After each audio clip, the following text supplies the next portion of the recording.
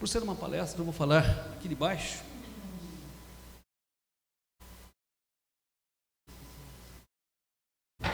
Ok, Caio, eu não estou entendendo a linguagem Libras, por favor. Não. O seu celular? Não está, Caio.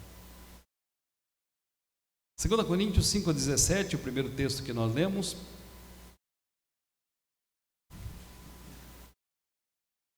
E a 2 Coríntios. Se alguém está em Cristo, é nova criatura. As antigas coisas já se passaram, e eis que se fizeram novas.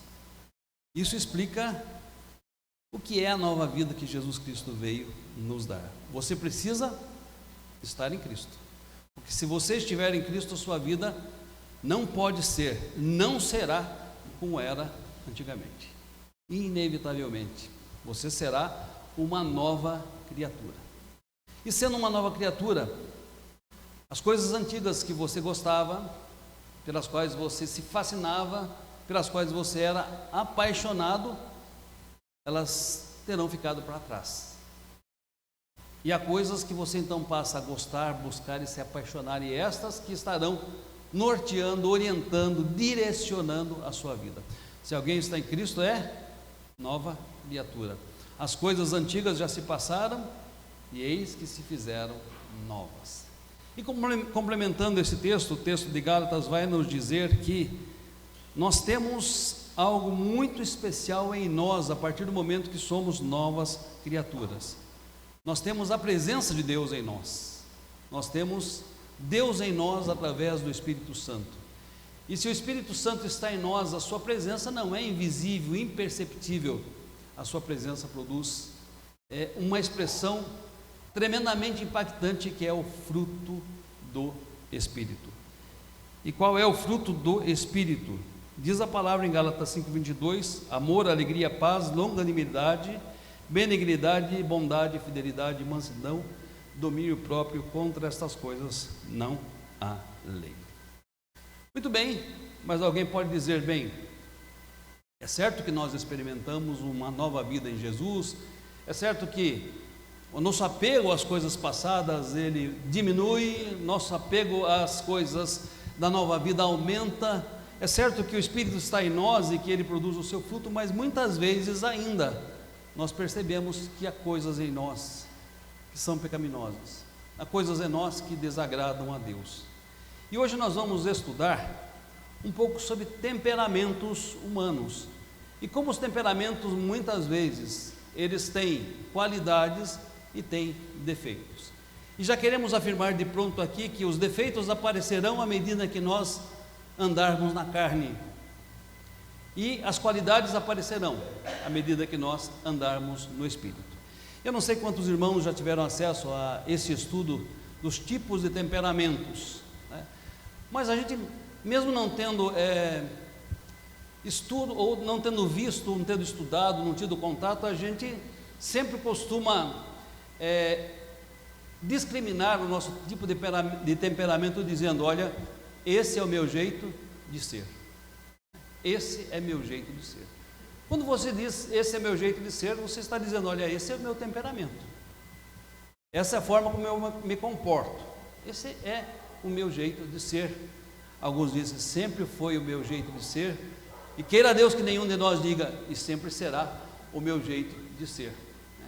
Porque está comprovado de que em Cristo somos novas criaturas, está comprovado que o Espírito Santo está no nosso coração, e também está comprovado que, se Ele está no nosso coração, Ele vai manifestar o seu fruto, seu e vocês, andarmos nele e sermos cheios dele. Vamos conhecer um pouco dos tipos comportamentais. Esse estudo é baseado neste livro, tem versões mais novas, tá? Eu tinha desde que era seminarista. Então, Temperamentos Transformados, de Tim LaHaye. Como os irmãos podem perceber, da época de seminário, ele já está bastante cansado, né? Já está bastante usado, foi lido diversas vezes. Porém, os tipos comportamentais são ainda afirmados por psicólogos em nossos dias, e eles não fogem da descrição de que Tim LaHaye fez nesse livro, e só por curiosidade, ele data de Vamos ver. 1981. Bastante tempo, né? Eu entrei no seminário em 1983. Ele foi publicado 2 anos antes de eu entrar no seminário. Muito bem. E quais seriam os tipos comportamentais? Vou pedir a gentileza do Caio passar o próximo slide. São eles, primeiro, sanguíneo. E por favor, tentem se identificar dentre eles. Eu mandei um teste no grupo de WhatsApp da igreja para que os irmãos pudessem identificar. E confesso que quando eu fiz o teste funcionava, né? Porém tentei fazer hoje e ele disse: a sua resposta foi no e-mail. E eu estou aguardando até agora a resposta chegar. Não sei se os irmãos fizeram o teste, mas se fizeram o teste, a sua resposta foi por e-mail. Quem sabe a gente consultando o e-mail daqui a algum tempo, descobre que a resposta está lá, mas por enquanto não chegou na resposta, então tecnicamente não vai dar para a gente saber que tipo de temperamento é, mas tente se identificar, examine-se a si mesmo, né? Faça um julgamento de si mesmo. Isso é uma recomendação bíblica. Diz a palavra, inclusive no contexto da ceia: examine-se o homem a si mesmo, e assim coma do pão e beba do cálice. No mesmo texto diz: se nós julgássemos a nós mesmos, não seríamos julgados por outra pessoa, né? Então, tente se identificar aqui. Não é muito fácil a gente perceber, principalmente a segunda coluna. A primeira é fácil, né? A segunda fica mais difícil. Então, a primeira, o sanguíneo tem as seguintes qualidades: comunicativo, destacado, entusiasta, afável, simpático, bom companheiro, compreensível e crédulo. Alguém se identificou? Alguém percebeu? Eu sou sanguíneo, pastor, mas tem também alguns defeitos. Quais são os defeitos? Pusilânime, volúvel, indisciplinado, impulsivo, inseguro, egocêntrico, barulhento, exagerado, e por incrível que pareça, tudo isso disfarça o fato de ele ser medroso também. Não vou pedir que levante a mão, não quero constranger ninguém, né? Especialmente depois de ter falado aqui dos defeitos, né? Mas os irmãos já podem começar a perceber que nós talvez nos identifiquemos com algumas virtudes e também com alguns defeitos.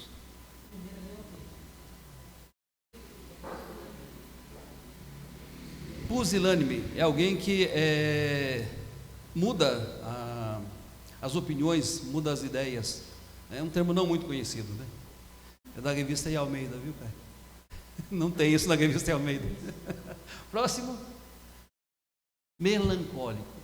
Qualidades do melancólico: habilidoso, minucioso, sensível, perfeccionista, estético, gosta da questão da estética, idealista, leal e dedicado. Alguém se percebeu aqui? Já estão percebendo que eu sou assim, está apontando para mim, ó. Mas não vale, tem que se perceber, né? É mais fácil as esposas perceberem o temperamento dos maridos, os maridos da esposa, do que a gente mesmo, né? E quais seriam os defeitos de quem é melancólico? Egoísta, amuado, pessimista, teórico, confuso, antissocial, crítico, vingativo e inflexível, né? Graças a Deus a Raquel olhou para mim e disse: não, você não é desse não, meu. Próximo, Caio. Colérico. Qualidades do colérico: enérgico, resoluto, independente, otimista, prático, eficiente, decidido, líder e audacioso. Defeitos: iracundo, sarcástico, impaciente, prepotente, intolerante, vaidoso, autossuficiente, insensível e astucioso. É lógico que aqui estão as qualidades e os defeitos elevados ao extremo, né? E mais um, que é o último tipo temperamental: fleumático. Qualidades: calmo, tranquilo, cumpridor, eficiente, conservador, prático, líder, diplomata, bem-humorado. Defeitos: calculista, temeroso, indeciso, contemplativo, desconfiado, pretensioso, introvertido e desmotivado. Então, né, eu acho que eu me identifico mais com esse aqui. É isso mesmo, Raquel? É isso mesmo, depois a gente conversa em casa, tá bom? Mas eu me identifico com esse tipo de temperamento. Fleumático. Então, quais são os 4 tipos que a gente viu? Sanguíneo, colérico, melancólico e fleumático. O desafio agora, meus queridos, é vermos quais os personagens bíblicos tinham esses temperamentos. Tina Ray faz isso no seu livro Temperamentos Transformados. Vale a pena ler o livro, ele traz muito mais coisas do que nós vamos comentar aqui. Mas vejamos então isso na vida de 4 personagens. O apóstolo Pedro, que temperamento era Pedro? Pelo que os irmãos viram, quem acha? Quem dá um palpite? Colérico? Vamos ver se, segundo o Tilahai, na análise dele era colérico. E Paulo? Antes, volta um pouquinho. Paulo, quem era? Que temperamento que tinha? Sanguíneo. Paulo era sanguíneo. Qual era o temperamento de Moisés? Fleumático. Fleumático. E de Abraão?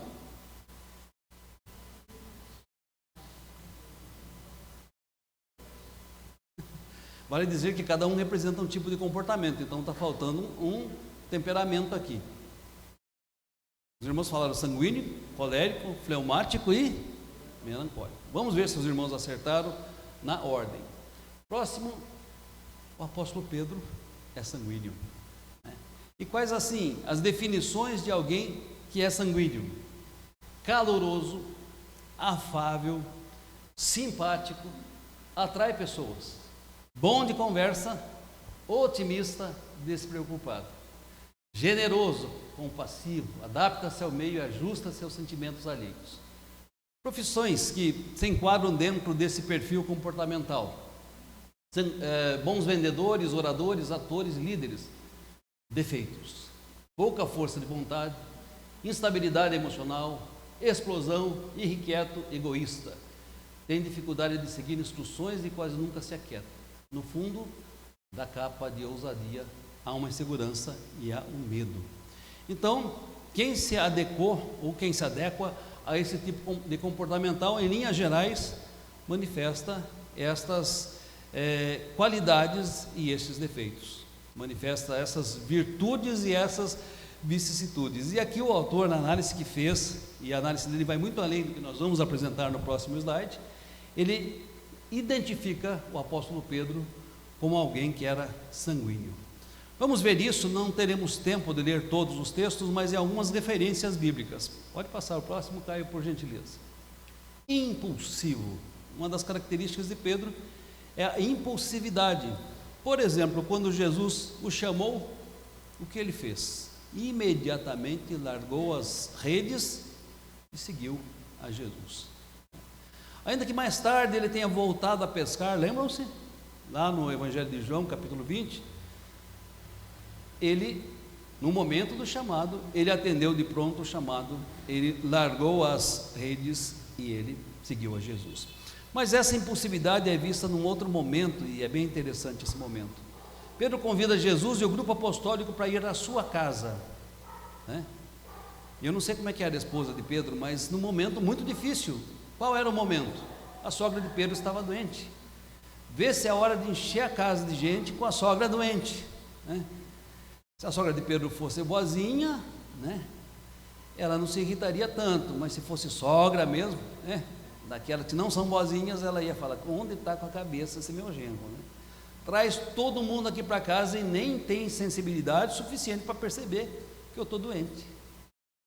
Mas aí que está a maneira de Jesus transformar a história. O que aconteceu? Jesus cura a sogra de Pedro. E não foi essa a razão pela qual Pedro negou 3 vezes a Jesus. Há muita gente que relaciona as duas coisas, não tem nada a ver. Pedro foi e se tornou muito feliz. Por ali aconteceu um milagre, a cura da sua sogra. Falante, quem tem dúvidas disso?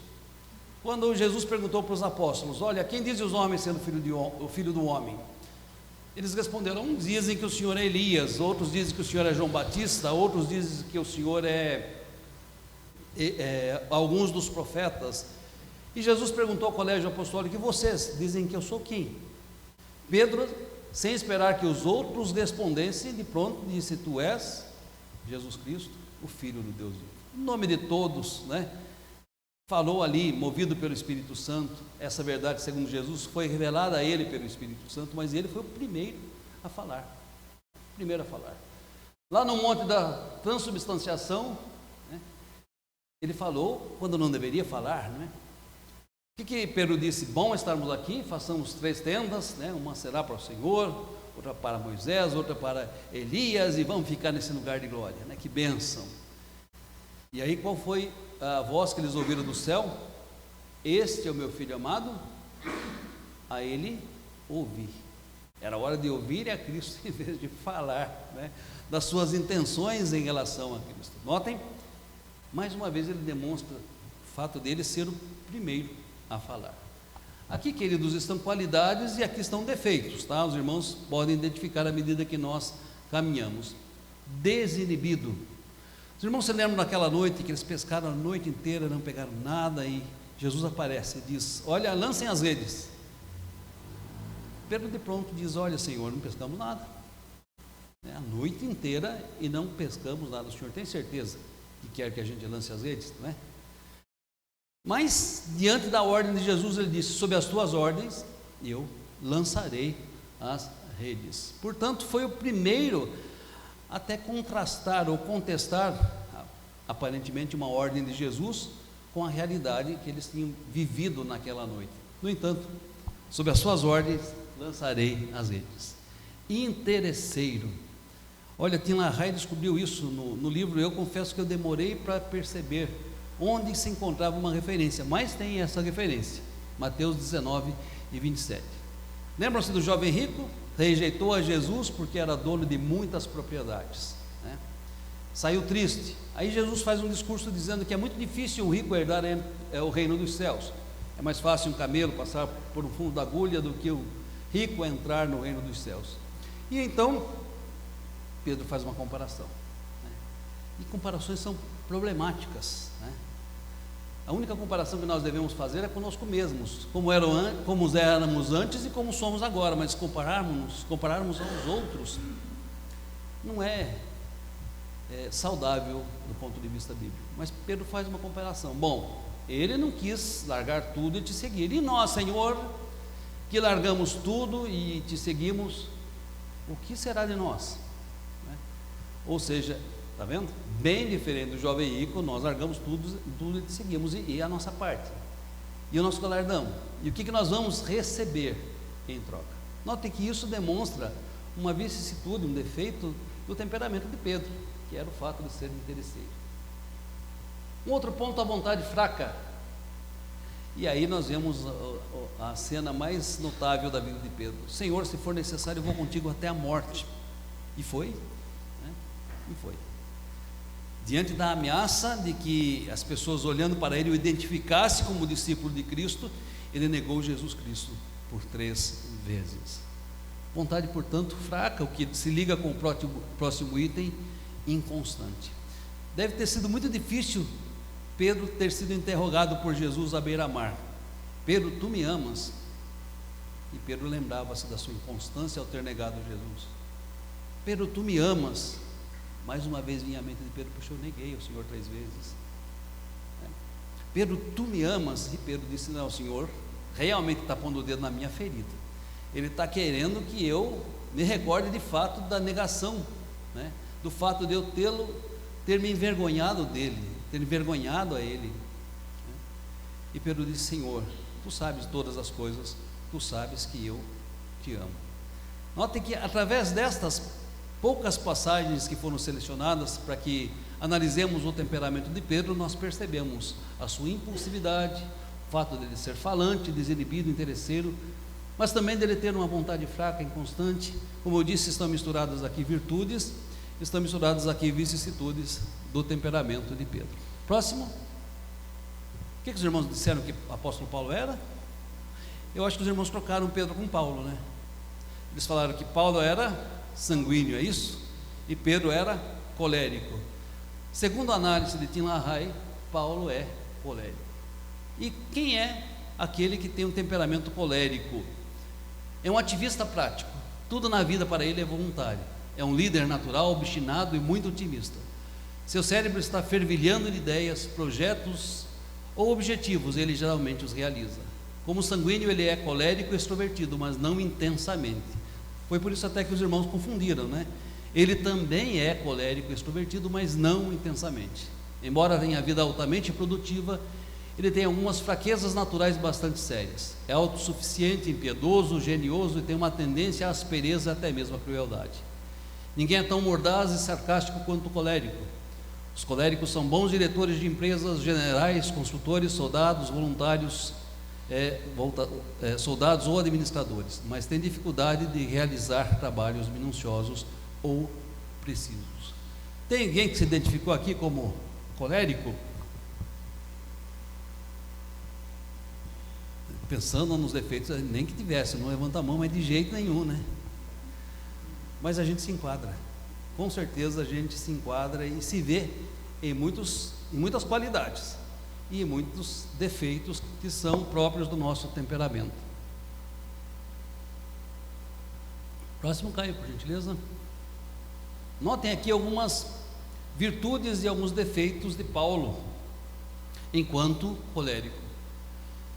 Antes da sua conversão, Paulo demonstra uma crueldade sem precedentes, porque ele pede autorização para a liderança judaica a fim de ir a Damasco prender os que eram crentes e trazê-los presos até Jerusalém para que fossem julgados e mortos. Tudo isso depois que ele viu Estevão sendo crucificado, sendo martirizado, apedrejado, viu Estevão dar um testemunho eloquente de que Jesus, se revelara a ele até mesmo no momento da sua morte.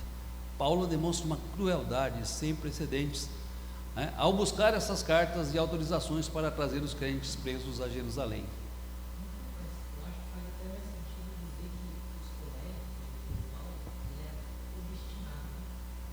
E por ser obstinado, vai chegar a passar por cima das pessoas que estavam pensando. Exato. Nosso irmão Caio não falou ao microfone, mas ele disse que faz sentido dizer que Pedro é obstinado, né? Paulo é obstinado e que em função disso ele busca cumprir os seus objetivos mesmo que passando por cima de pessoas. É isso mesmo? Perfeito. Porém, nós vamos observar em Paulo uma força de vontade tremenda. E aqui nós estamos falando do Paulo já convertido. 1 Coríntios, capítulo 9, versículos 24 a 27. Eu grifei esse texto para nós lermos. 1 Coríntios, agora é 1 Coríntios 9, 24 a 27. Não sabeis vós que os que correm no estádio, todos na verdade correm, mas um só leva o prêmio? Correi de tal maneira que o alcanceis. Todo atleta em tudo se domina, aqueles para alcançar uma coroa corruptível, nós porém a incorruptível. Assim como também eu, não sem meta, assim luto, não desferindo golpes no ar, mas esmurro o meu corpo e o reduzo à escravidão, para que, tendo pregado a outros, não venha eu mesmo a ser desqualificado. Note a força de vontade, a disciplina de Paulo para lutar contra aquilo que nele desagradava a Deus, para lutar contra aquilo que desonrava o Senhor. Ele diz que esmurrava o seu próprio corpo para que ele não fosse, embora tivesse pregado para muitas pessoas, ele não fosse desqualificado. E a gente percebe que Paulo, através dessa dependência de Deus, desse andar no Espírito Santo, dessa plenitude que ele buscava ter do Espírito Santo, ele realmente se tornou um imitador de Cristo, a tal ponto de chegar para outras pessoas e dizer: podem me imitar, sejam meus imitadores, como eu sou de Cristo.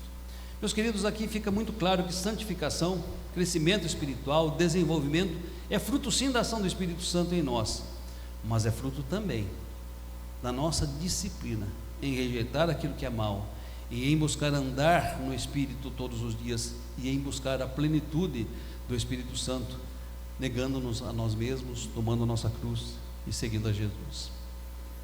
O autor mistura entre tempo pré-conversão e pós-conversão, agressividade, e aqui, por incrível que pareça, está pós-conversão. Os irmãos se lembram desse contexto?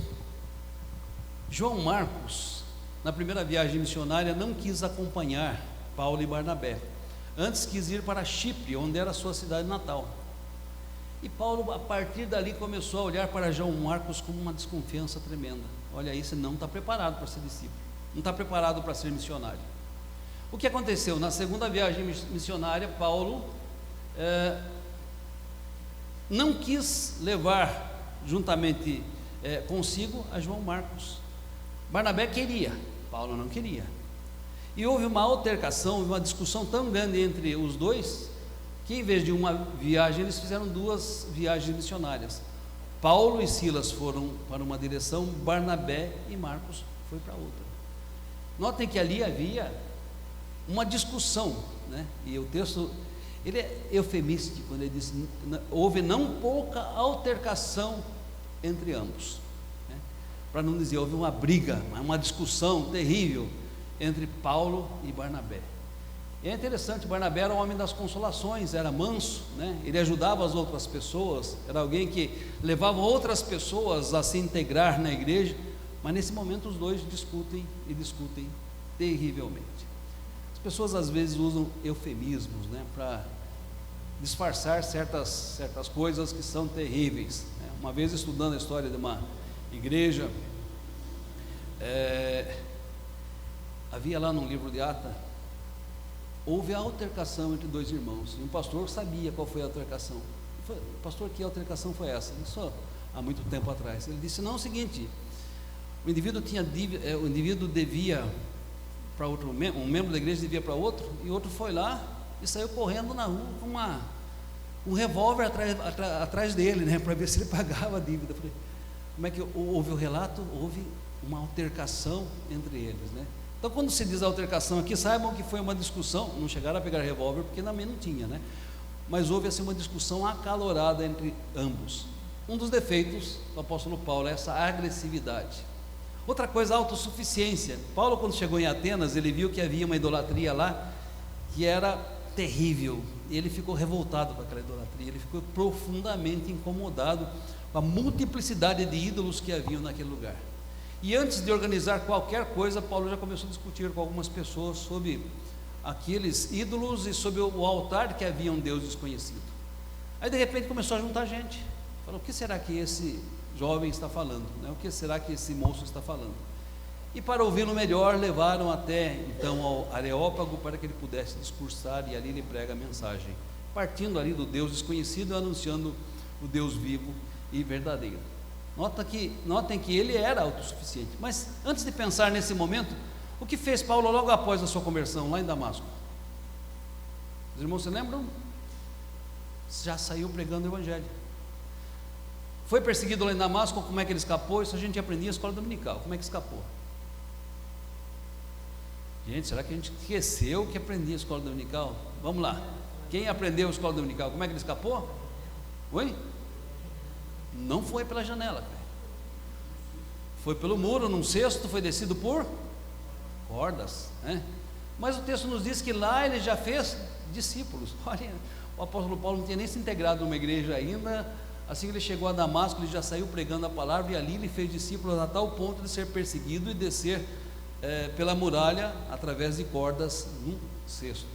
Quando chegou em Jerusalém, ele já começou a discutir com os helenistas, e aí houve um rebuliço em Jerusalém. Barnabé disse: Paulo, calma, vamos levar você ao colégio apostólico, para que você conheça os apóstolos. Depois dali ele foi para a igreja de Antioquia, daí foi preparado para ser missionário. Mas note essa autossuficiência dele, de querer fazer as coisas de imediato, assim que ele se converteu lá no caminho de Damasco. Além disso, dinamismo e praticidade. Esse é um evento citado quando uma mulher endemoniada, adivinhadora, perseguia Paulo e Silas, e ela não dizia coisa errada, gente. Ela dizia: esses são pregadores, né, do Deus Altíssimo, estes são pregadores do Deus Altíssimo. Tanto falaram que Paulo ficou irritado, porque ela não estava falando da parte de Deus. Havia um demônio que estava tentando atrapalhar o ministério de Paulo e Silas ali, e Paulo expulsou o demônio daquela mulher, mesmo que isso tenha causado uma confusão tremenda. Ele, em virtude disso, ele foi apedrejado e foi arrastado para fora da cidade, foi dado como morto, né, em função dessa atitude que para ele era o certo a fazer naquele momento. Dinâmico e prático. Próximo, Moisés. o melancólico. Os irmãos tinham acertado, acho que com Moisés, né? Foi isso que disseram? Abraão? Então nós invertemos os personagens, né? Invertemos os personagens. Tim LaHaye diz que Moisés era melancólico. Notem que de todos os temperamentos, esse é tido como o mais talentoso, perfeccionista por natureza, sensível e apreciador das artes, analítico, abnegado e amigo leal. Não é extrovertido no geral, raramente se impõe. Ao lado de suas capacidades excepcionais, tem fraquezas, como flutuações de humor, pessimismo, confusão, dentre outras. E nós vamos ver algumas referências aqui. Como eu disse, não vamos esgotar as referências, mas veremos algumas referências. Tim LaHaye diz que Moisés, como melancólico, era talentoso. É interessante perceber que ele aprendeu toda a ciência, todo o conhecimento do Egito até os 40 anos. Ele era uma pessoa erudita, foi treinado em toda a ciência, em toda a cultura egípcia até os 40 anos. Quem diz isso é Estevão, no seu discurso em Atos capítulo 7, versículo 22, se os irmãos quiserem conferir. E esse talento também se vê na condução daquela multidão. É certo que a qualificação e a suficiência vem de Deus, mas é certo que também ele exercitou seus dons e talentos ali na condução do povo pelo deserto. E era fácil? A gente que é professor fica 45 minutos com uma sala de 40 alunos e já é difícil conduzir a aula, né? Ter boa gestão de sala de aula, para usar uma palavra mais chique. Imagine Moisés conduzindo aquela multidão dia e noite por um deserto, né? Não era fácil.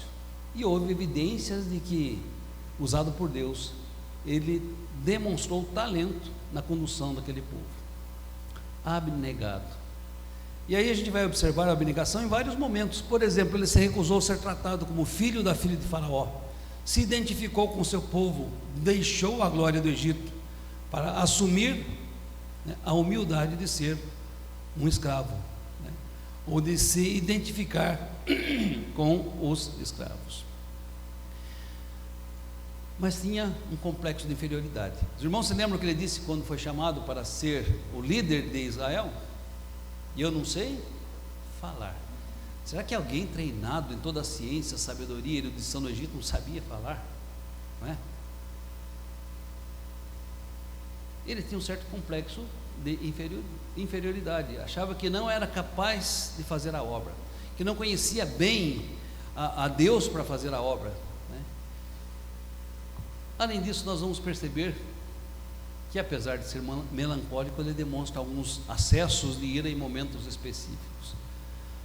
Êxodo 16, 20 mostra o momento em que os israelitas colheram mais do maná do que era necessário, e o maná apodreceu. Só podiam colher do maná uma porção adicional quando? Exatamente, na sexta-feira para o sábado. Nos outros dias era a porção do maná do dia. E os israelitas fizeram errado, eles colheram num dia normal, porção dobrada do maná, o maná apodreceu e cheirou mal, e diz o texto que muito se acendeu a ira de Moisés em função disso. Novamente, quando fizeram o bezerro de ouro, acendeu-se a ira de Moisés, né? E tem o clássico exemplo de quando ele deveria falar a rocha, ele feriu a rocha, né? Agiu precipitadamente, agiu com ira naquele momento. Depressividade. Números 11, 10 a 15 mostra-nos Moisés depressivo. Por quê? Porque o povo começou a lamentar-se, porque só tinha maná, eles estavam enjoados, enfastiados do maná, eles queriam carnes, como as carnes que eles tinham no Egito. E Moisés falou: Senhor, por que o Senhor me chamou? Porque o Senhor me colocou frente ao seu povo, estou carregando esse povo no colo, e esse povo se comporta desse jeito. Então a gente percebe ali um momento em que ele se mostra profundamente depressivo, aparentemente até mesmo arrependido da missão que Deus lhe havia dado. Porém, mostra-se também leal, cumpre o propósito do Senhor até o fim, mesmo que não entrando na terra prometida. Note, os irmãos, que aqui há uma mistura de qualidades e defeitos que fazem parte do Moisés, o melancólico. Próximo. E Abraão, então, é o fleumático. Fleumático é calmo e acessível, agradável, trabalha muito bem com os outros, é eficiente, conservador. Eu acho que é por causa disso que a Raquel disse que eu sou fleumático, né? Eu sou muito conservador, né? Bastante conservador. Antes de qualquer... O Caio dá risada aqui, né? Concorda, né, Caio? Melancólico.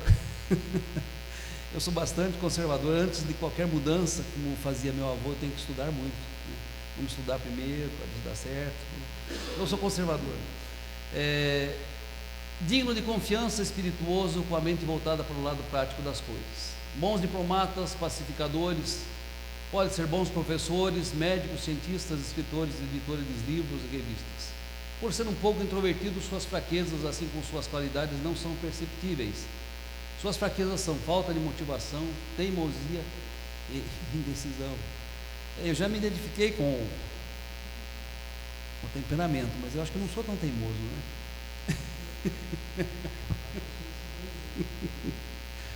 O Caio falou uma coisa interessante: eu posso ser um e outro, eu posso ter um temperamento como o principal e outro como secundário. Não preciso necessariamente me enquadrar em todos os itens, nem nas qualidades, nem nos defeitos, né? Mas, para ser muito sincero, eu me considero bastante fleumático, inclusive na teimosia, né? Não é que eu não me convença de alguma coisa, mas demora um pouquinho, né? Demora um pouquinho. E quais são, assim, as características de Abraão, e talvez as minhas características aqui como fleumático, já me assumindo como fleumático? Hesitação, medo e indecisão marcaram alguns episódios na vida de Abraão. Isso pode ser visto dentro da chave cautela. Quando ele desceu para o Egito, em função de haver fome na terra prometida. Ué, Deus não prometeu que o sustentaria ali? Por que é que ele desceu para o Egito? Deus prometeu provisão ali, naquele lugar. Além disso, o fato de levar o seu sobrinho Ló, né? Deus disse a ele: sai da tua terra e da tua parentela. O que Ló era de Abraão? Então, era sair da terra e da parentela, né? E vai para uma terra que te mostrarei. Ló foi junto e deu trabalho para Abraão, né? Não foi fácil. Deu trabalho para Abraão a companhia de Ló. Pacífico. E aqui é uma das ocasiões em que houve trabalho, né? Houve uma discussão entre os pastores de Abraão e pastores de Ló, porque eram muitos rebanhos e o local já não comportava mais todos os pastores e rebanhos. E Abraão diz a Ló: escolha o lugar para que você quer ir. Notem, Abraão era mais velho, ele poderia escolher o lugar. Mas ele disse a Ló: escolha o lugar para onde você quer ir. Se você for para a direita, eu irei para a esquerda. Se você for para a esquerda, eu irei para a direita. Pode escolher você. E Ló escolheu. Escolheu bem? Muito mal, né? Aparentemente era um lugar maravilhoso, né? Parecia o jardim do Éden, um local cheio de fontes de águas, cheio de palmeiras, mas o povo daquela cidade eram grandes pecadores diante de Deus. E o que é pior, Ló foi armando a sua tenda pouco a pouco até chegar à cidade de Sodoma e Gomorra. Esse é um problema, né? Pensa. Ele deve ter percebido o que era aquela cidade, mas foi armando as suas tendas pouco a pouco até chegar à cidade de Sodoma e Gomorra. Leal. Quando Ló foi levado cativo, Abraão empreendeu uma guerra contra 5 reis, e olha que o exército dele não era grande, eram 300 homens escolhidos. Uma guerra contra 5 reis, foi lá, derrotou esses reis, trouxe o seu sobrinho, né, a sua esposa, as suas filhas e os seus bens todos de volta. Isso está relatado em Gênesis 4, 14 a 16. Temeroso, os irmãos se lembram que ele pediu que Sarai dissesse que era irmã dele, né, porque temeu pela vida dele, pela vida da sua esposa, né, quando estava lá perante Abimeleque. Isso está registrado em Gênesis capítulo 20. Por 2 vezes, né? Próximo slide. E aí está o ponto alto da nossa mensagem. Aqui está onde nós queremos chegar nessa noite. O Espírito Santo transforma, né? Ele transforma. Por isso que eu li a princípio: se alguém está em Cristo, nova criatura é. As coisas antigas já se passaram e eis que se fizeram novas. E por isso que foi lido também o texto de Gálatas, que mostra que o fruto do Espírito é produzido em nós pela presença do Espírito Santo. Então, rapidamente vamos observar os 4 exemplos que nós citamos. Pedro, sanguíneo, demonstrou intrepidez quando o sinédrio disse a ele: não pregue a palavra. Ele disse: importa mais obedecer a Deus do que aos homens. Mostrou-se humilde quando Jesus Cristo perguntou a ele se ele realmente o amava. Senhor, tu sabes de todas as coisas, tu sabes que eu te amo. Demonstrou sabedoria em responder aos membros do sinédrio, porque os membros do sinédrio concordavam também com o fato de que se algo vem de Deus, nós não podemos impedir. Então, se vem de Deus, importa obedecer a Deus do que aos homens. Demonstrou fé quando foi aprisionado por Herodes. Dormia tranquilamente, até que o anjo o acordou, né? E ele saiu, os portões se abriram automaticamente. Olha que interessante a palavra, né? Alguém estava com o controle. Quem estava com o controle? Deus. Os portões se abriram automaticamente. Fato curioso, a igreja estava orando pela libertação de Pedro. E quando Pedro bateu a porta, o que aconteceu? Os irmãos se lembram? A criada foi lá atender, voltou eufórica e disse: Pedro está ali, Pedro está à porta. E os irmãos que estavam orando pela libertação de Pedro, o que disseram? Você está louca. Você está louca. Como é que pode Pedro estar ali? Ela não estava louca, Pedro estava ali. Deus respondeu a oração, mesmo que eles não estivessem tão confiantes e crédulos de que Deus responderia a oração que eles estavam fazendo. Deus libertou a Pedro. Agora, curioso que Pedro não estava lá desesperado, né? Ele estava dormindo até que foi acordado por um anjo. Paulo, colérico, demonstrou amor ao desejar que seu nome fosse riscado do livro da vida, para que dos israelitas fosse escrito. Isso está lá em Romanos capítulo 9. Quisera eu que o meu nome fosse riscado do livro da vida, para que os meus irmãos, o nome dos meus irmãos pudesse ser escrito. Isso é o mesmo que fez Moisés lá no passado. A abnegação é você se identificar com os seus irmãos. Demonstrou desfrutar a paz apesar das diversas circunstâncias da vida. Ele disse: aprendi a viver contente em qualquer uma delas. A amabilidade, intercedendo por Onésimo, que havia fugido de Filemão. Fé, eu sei em que tenho crido, estou bem certo que é poderoso para guardar o meu depósito até aquele dia. Humildade. Houve um conflito lá na igreja de Corinto. Uns diziam: eu sou de Paulo, outros diziam: eu sou de Apolo, eu sou de Cefas. E Paulo é que havia plantado aquela igreja, ficou 1 ano e 8 meses pregando lá, e mesmo assim o pessoal estava dividido, né? Paulo podia dizer: não, o líder da igreja sou eu, e pronto, acabou, né? Ele diz: não, um é que planta, outro que rega, mas é Deus quem dá o crescimento. Notem que ele estava no devido lugar, né? Lugar que competia a ele como servo de Jesus Cristo. Demonstra humildade através dessa sua afirmação. Moisés, que era melancólico, demonstrou altruísmo em se fazer comum dos seus irmãos. Mostrou-se abnegado quando intercedeu pelo povo. Deus disse: olha, eu vou destruir o povo e de ti farei uma grande nação. Moisés intercedeu pelo povo e disse: olha, não faças isso. Os egípcios dirão que Deus tirou os israelitas da terra do Egito e não conseguiu levá-los à terra prometida, né? Vai com esse povo. Deus disse: eu não irei, eu mandarei o meu anjo, né? E Moisés disse: se o Senhor não for conosco, nós não sairemos deste lugar. Então note, meus queridos, a disposição dele de interceder por um povo, e um povo que era bonzinho, né? Gente que não dava trabalho, um povo que não murmurava, um povo bem tranquilo, né? Assim, é uma igreja boa aquela, né? Não tinha problema, nada. Um povo duro de coração, de dura cerviz, né? Um povo que muitas vezes se levantou inclusive contra a sua liderança. Tão ruim que os que saíram do Egito não entraram na terra, senão seus filhos, né, que nasceram no deserto. E ele dedicou-se à missão que Deus lhe confiou, sendo fiel até o fim. E Abraão, fleumático, ele se mostrou consagrado, por exemplo, quando Deus pediu seus filhos em sacrifício. Ele dispôs-se a sacrificar o seu filho, o seu único filho, né? O filho da promessa. Ele poderia dizer: Senhor, quanta incoerência, né? Se o Senhor falou que em Ismael não será chamada a minha descendência, será chamada Isaque, como o Senhor me pede uma coisa dessa? Um outro argumento que ele poderia usar: Senhor, o Senhor nunca pediu sacrifícios humanos, porque agora pediram o sacrifício do meu filho, do meu único filho, né? Poderia ter dito também: Senhor, se era para pedi-lo em sacrifício, era melhor não ter me dado, porque o Senhor me deu para depois pedir ele.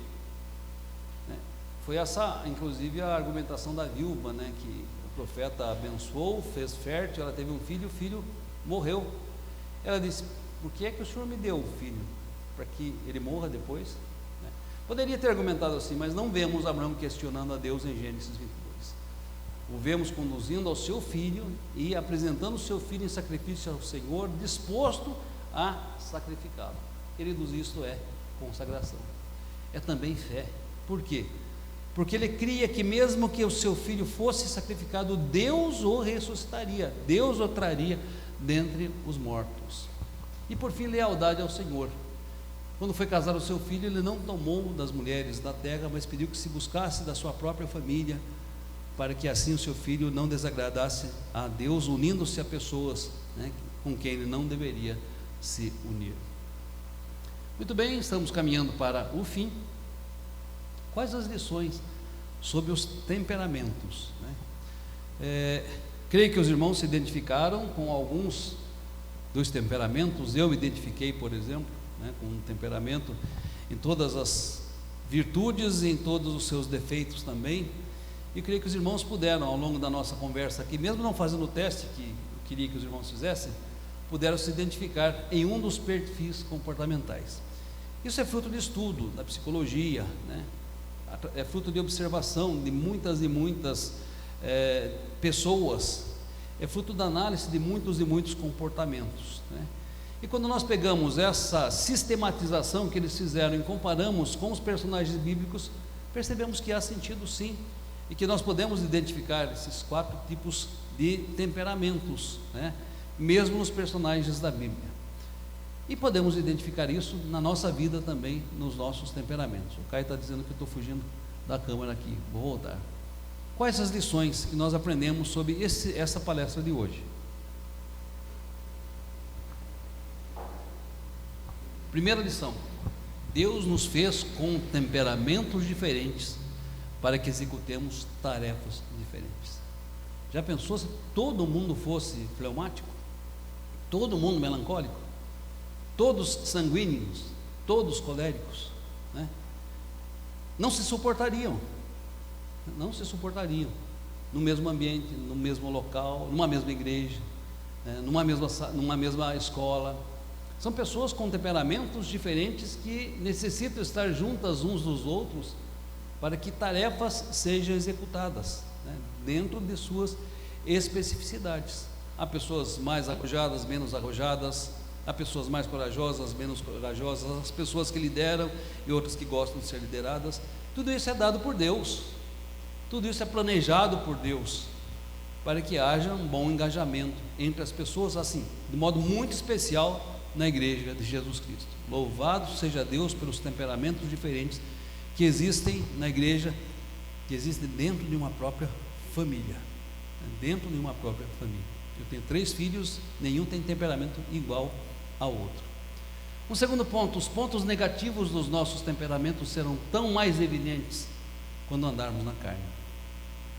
Fato: se eu e vocês andarmos na carne, pode ter certeza que todos os defeitos, todas as vicissitudes do nosso temperamento vão se manifestar, e num grau de intolerância tremendo, a tal ponto de nós sermos repreensíveis diante de Deus e repreensíveis no nosso contato social. É preciso que nós andemos na carne. Mas e aqueles que não conhecem Jesus? Existem os freios morais que são dados através das leis, por isso que as pessoas não são tão ruins quanto poderiam ser. Mas além dos freios morais, existe a graça comum que atua na vida deles também, dando-lhes bom senso, para que saibam o que pode e o que não pode fazer no convívio da sociedade. Se na sociedade Deus dá o bom senso e a sabedoria às pessoas para que convivam em sociedade, na igreja Deus dá o Espírito Santo, para que o fruto do Espírito possibilite que nós vivamos em amor, né? Em paz, em humildade, em bondade, em longanimidade, em mansidão, em benignidade. Os pontos positivos dos nossos temperamentos serão tão mais evidentes quanto andarmos e formos cheios do Espírito Santo. Evidente. Nosso desafio é esse: Deus disse a Abraão, quando Abraão estava com quase 100 anos: anda na minha presença e ser perfeito. Deus não disse a Abraão: seja perfeito para andar na minha presença. Ele disse: anda na minha presença e ser perfeito.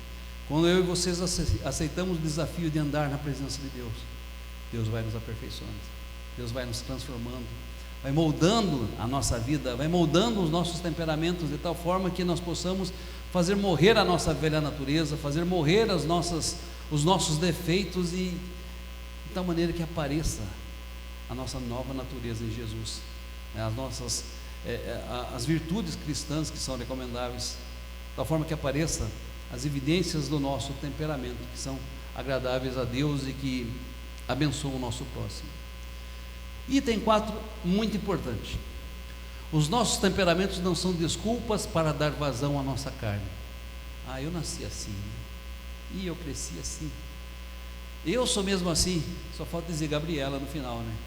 Tem gente que acha que não pode mudar, né? Não pode mudar. Eu sou de descendência italiana, eu sou de descendência italiana. E não pense os irmãos que não existe uma carga de temperamental, uma carga de caráter que vem da descendência. Tem com certeza. Mas isso serve de justificativa para eu agir de forma incorreta diante de Deus e diante dos meus irmãos, né? Serve de justificativa para dizer: esse é meu jeito, não vou mudar. Meus queridos, o cristão jamais pode dizer: esse é meu jeito, eu não vou mudar, porque pouco a pouco, em cada dia, enquanto me guia Cristo, transforma-me. Desde que a meia volta eu dei, eu cresço na graça do meu rei, Cristo transforma-me. Então, se a gente disser que não muda, a gente está travando o nosso processo de crescimento espiritual e de santificação. A Bíblia diz que nós devemos transformar-nos pela renovação da nossa mente, para que possamos experimentar qual seja a boa, perfeita e agradável vontade de Deus. Então, o nosso temperamento, com os seus defeitos, não serve de justificativa para a gente continuar sendo da mesma forma.